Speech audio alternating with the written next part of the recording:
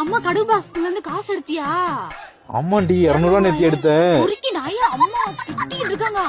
அடி பாவி, அந்த கடுகு டப்பால உள்ள 200 ரூபா எடுத்ததுக்கு திட்டுறாங்களா?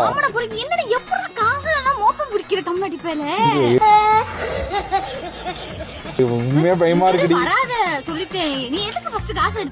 இல்ல நேத்து நீ 200 ரூபா குடுத்தியா குடிக்க? 200 ரூபா 10 ரெண்டு அட்டையை போட்டேன்.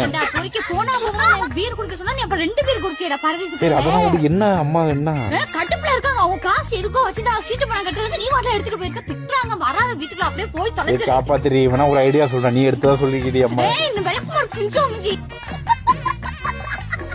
நீ சேர்த்து அடிவாங்க சொல்றீங்க. விளக்கமாத்து பூச ஓடி போயிரு அப்படியே. இப்ப எதுக்குடி பயமா இருக்குடி? பயமா இருந்தா சாப்பிட போறீங்க, அப்புறம் குடிக்க சொல்லுதோ உனக்கு மயிறு.